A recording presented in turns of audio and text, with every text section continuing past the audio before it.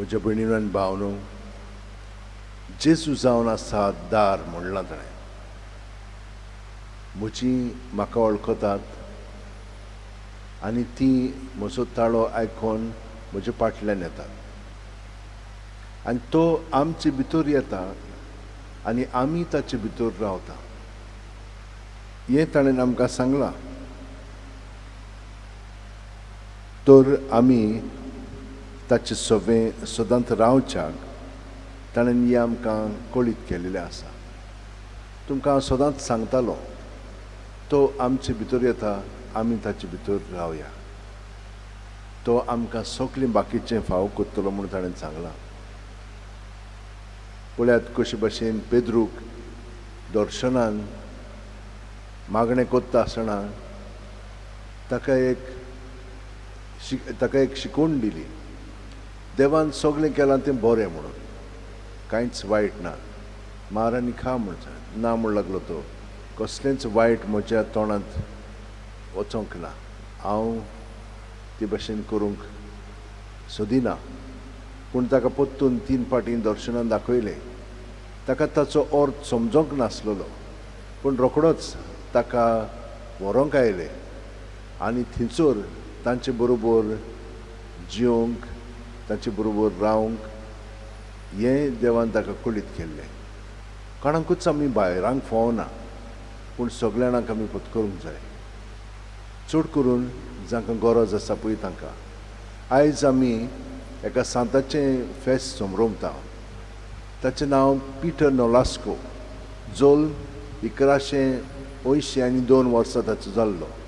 मेलो 1256 वर्सां.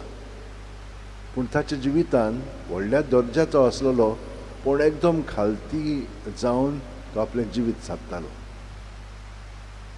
सायबीण मागीर ताका दिश्टी पडली आनी तिणें ताका सांगलें, हे पळय क्रिस्तांव आसात, तांकां खूब पिडापीड दितात, मुसलमान आफ्रिकेक, आनी तांकां हे भाशेन पिडापीड दिवन तांकां धर्म नाकारूंक ती तांकां हे भाशेन जबरदस्तीन त्रास करतात.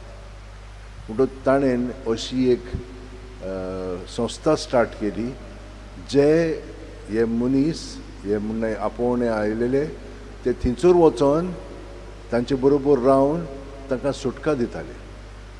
आनी तांकां खूब फावटी मरण पर्यंत मेळटालें. व्हडल्या दर्ज्याचे भुरगे आसलेले ते, पूण ते भियेनासलेले, कित्याक सायबीण मांयच्या आदारान ते तांकां सुटका दिताले. तर हे भाशेन ताणें आपलें जिवीत जाल्लें आनी 2000 वयर ताच्या जिवितान ताणें असल्या आमच्या क्रिस्तांव भावांक आनी भयणीक तांच्या ताब्यांतले भासांतले कैदी करून दवरलेले तांकां सुटका दिली. तर म्हज्या भयणीनो आनी भावनो, आमी कशे भाशेन एकामेका पासत वावुरता. आमी सगळीं जाणां देंवचाराच्या ताब्यांत आसता, पूण आमची चिंतना भावना तर आमी जेजूचेर दवरीत जाल्यार तातूंतली आमकां सुटका मेवतली.